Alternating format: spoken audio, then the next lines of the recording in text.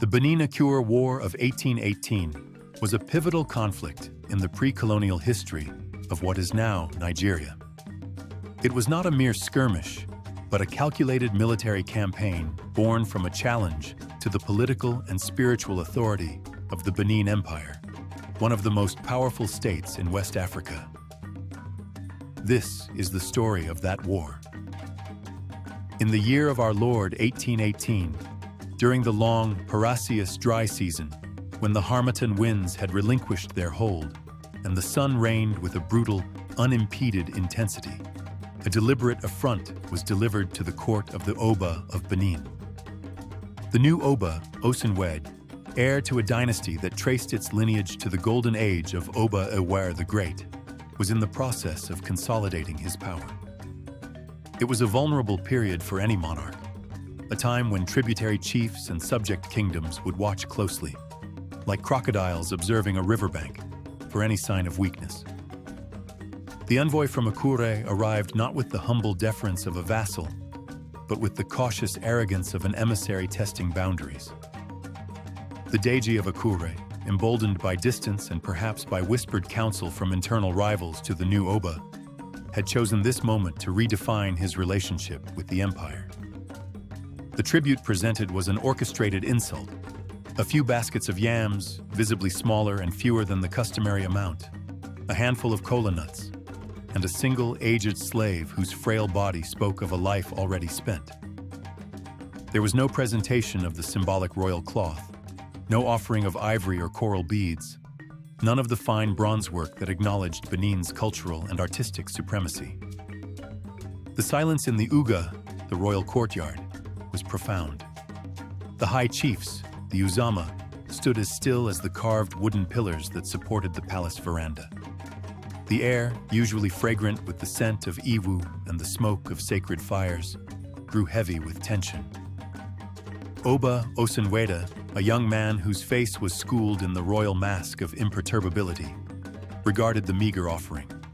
His eyes, dark and intelligent, betrayed nothing, but the muscles along his jaw tightened almost imperceptibly. He accepted the tribute with a silent, regal nod, a gesture that was itself a form of condemnation. The audience was terminated without ceremony. The message had been sent, and the response, though unspoken, was already taking shape in the Oba's mind. That night, the Oba did not retire to his private quarters. Instead, he summoned his inner war council to a chamber deep within the labyrinthine palace, a room whose walls were hung with tapestries depicting the great military victories of his ancestors. The light came from a single large clay lamp, its flickering flames casting dancing shadows upon the stern faces of the Ayase, the Ezomo, the Ologbosere, and the Erebo. "My fathers," Oba Osenwede began, discarding formality. "The Deji of Akure has fed us stones and called it yam. He believes the new leopard does not know how to hunt. He forgets that the forest itself teaches the leopard." The Iyase, the premier and senior-most military chief, was the first to speak. His voice was the sound of grinding stones. "This is not merely about tribute, Alayelua. This is a spark. If we do not stamp it out, others will see it. The Ijeke, the Uromi, the Mahin, and soon the entire empire will be ablaze with insolence. Akure must be made an example. The python does not warn, it squeezes." The Ezomo, the field marshal of the Benin army, a man whose broad shoulders and scarred visage spoke of a lifetime of combat, leaned forward, the beads on his ceremonial sword clinking softly. "The dry season is our ally. The rivers are low, the paths are hard. My scouts report that Akure is fortifying its walls, but their confidence is the confidence of the antelope that has not yet seen the leopard. They prepare for a raid, not a war. We will give them a war." The planning was meticulous, a testament to Benin's sophisticated military organization. The Ezomo detailed the route. They would not take the most direct path, but a series of older, less watched hunters' trails, allowing them to approach Akure from the dense forests to the northeast, where their arrival would be least expected. The Ologbosere, a master of strategy, spoke of supply lines, of porters carrying dried fish, gari, and palm oil to sustain the army, and of foragers who would supplement their diet.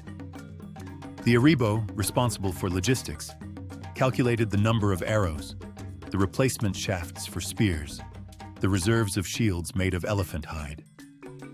For 7 days and 7 nights, the war drum, the ukuse, boomed its somber, resonant call across the city-state. The sound was a pulse that shifted the very lifeblood of Benin. In the blacksmith's quarter, the Iganaranwan, the forges glowed day and night. The rhythmic clang of hammers on hot iron was a new, industrial heartbeat.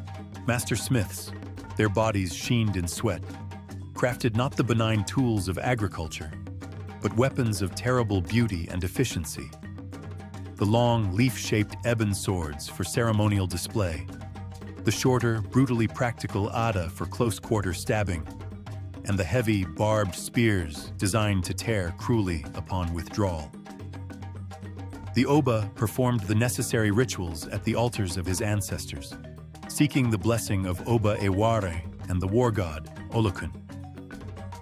The priests divined the outcome, reading the patterns of cowrie shells and the entrails of a sacrificed ram. The omens, they declared, were favorable.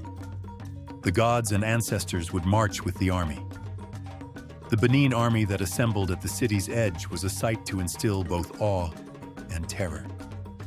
It was not a horde, but a disciplined, organized force, structured around its noble commanders. The Azomo and Iyase rode at the front, their regalia resplendent. Behind them came the regiments, each with its own distinctive insignia and battle cries. The warriors were a terrifying vision. Their bodies were smeared with white chalk and red ochre, creating grotesque patterns meant to confuse and frighten the enemy. They wore leopard teeth necklaces and amulets containing potent juju to turn aside enemy blades.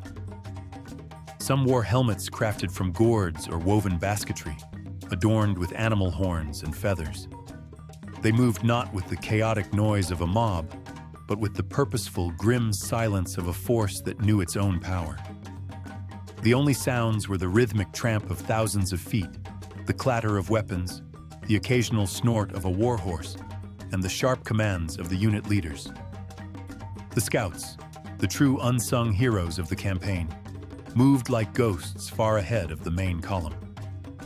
They were hunters and trackers, men who could read a broken twig or a displaced stone as if it were a written message. They located water sources, identified ambush points, and captured lone Akure sentries, extracting vital information before silencing them forever. As the army penetrated deeper into the forests separating Benin from Akure, the ecosystem itself seemed to recoil. Birds fell silent at their approach, and game fled before them. The sheer scale of the human procession left a scar upon the land, a wide path of trampled undergrowth and churned earth.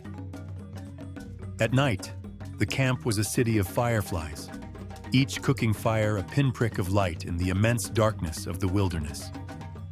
The air was thick with the smell of wood smoke, roasted plantains, and the pungent aroma of men who had marched for days. The first the people of Akure knew of the true scale of their peril was not from their own scouts, few of whom returned, but from the change in the very atmosphere. A great, silent cloud of birds rose from the northeastern forest, disturbed by the advancing host. Then, the smoke from countless cooking fires appeared on the horizon, a permanent stain against the blue sky. The Azomo established his command post on a wooded hill overlooking the town. Akure was a formidable target, protected by tall walls of packed earth and timber, but the confidence of its defenders began to ebb as they saw the scale of the force arrayed against them. This was no punitive raid. It was an army of conquest. The siege began with textbook efficiency. The Benin army encircled the town, cutting it off from the outside world. Parties were sent to divert the streams that supplied Akure with water. Famine and thirst became the silent allies of Benin. The initial Akure sorties were brave but costly. Groups of their warriors would burst from the gates, shouting their war cries, only to be met by the unyielding, shield-walled formations of the Benin infantry. The Azomo's strategy was one of attrition. He would offer battle only on his terms, bleeding Akure's fighting strength slowly but surely. The defining moment of the siege came during a night attack. A contingent of Benin's elite warriors, their bodies blackened with charcoal, moved like shadows up to the base of the main wall. Using ropes and grappling hooks, they scaled the palisade under the cover of a moonless sky. The alarm was raised too late. The sound of clashing metal and screams erupted from within the walls as the infiltrators fought to open the main gate from the inside. Though they were eventually overwhelmed and slain to a man, they had shattered the illusion of security within Akure. The walls were no longer impregnable. Inside, conditions deteriorated rapidly. The air grew foul with the stench of death and decay. Food stores were depleted, and the water ration was a few mouthfuls a day. The Deji's council was fractured between those who advocated for a final, suicidal charge to break the siege and those who saw surrender as the only path to survival for their people. The wails of hungry children and the despairing prayers of the elders became the soundtrack of a dying city. The surrender was a somber, ritualistic affair. The gates of Akure creaked open. The Deji, stripped of his royal finery and clad in simple white cloth, emerged, followed by his high chiefs. They walked slowly, their eyes fixed on the ground, towards the pavilion where the Azomo sat in state. The victorious Benin warriors lined the path, their faces stern, their weapons held ready, a silent, terrifying honor guard. The terms of surrender were dictated, not negotiated. The terms of tribute Akure was to pay an annual tribute triple the previous amount, to include yams, livestock, cloth, and a significant number of slaves, both male and female. The terms of political submission. The Deji was to formally renounce any claim to independence and acknowledge the Oba of Benin as his overlord, a relationship to be reaffirmed with symbolic gifts at every festival. The terms of hostages. The sons of the Deji and his highest chiefs were to be taken to Benin City to be raised and educated in the Oba's court, serving as both guarantors of future loyalty and indoctrinated into Benin's culture. The terms of the instigators. The chiefs who had counseled defiance were to be surrendered for judgment in Benin. The return march to Benin City was a stark contrast to the outward journey. The army now moved with the slow, heavy pace of men laden with spoils and prisoners. They were victorious, but the cost was etched on their faces and in the limping gait of the wounded. When they finally approached the capital, they were met by jubilant crowds. The air rang with cheers, the blare of ivory trumpets, and the thunder of royal salutes. Oba Osenwede received the Azomo and the Iyase in a grand public ceremony. He praised their courage and the army's discipline. The captured standards of Akure were displayed, and the surrendered chiefs were paraded in chains. The Oba's power was now unassailable. The new Leopard had not only hunted, it had devoured its challenger. The Benin-Akure War of 1818 was a complete and total victory for the Benin Empire. It reasserted Benin's hegemony over its tributary states and demonstrated the terrifying efficiency of its military machine. For Benin, it was a story of reaffirmed glory, a tale to be cast in bronze and recited by griots for generations. For Akure, it was a national trauma.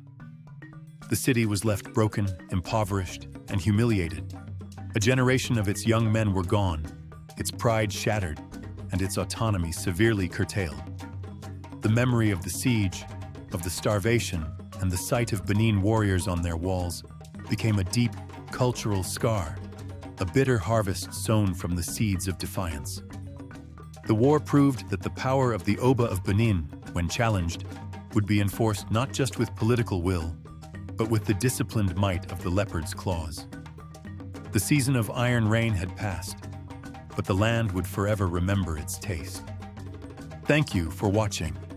Please like, subscribe, and share as this helps us grow. I will see you in the next video.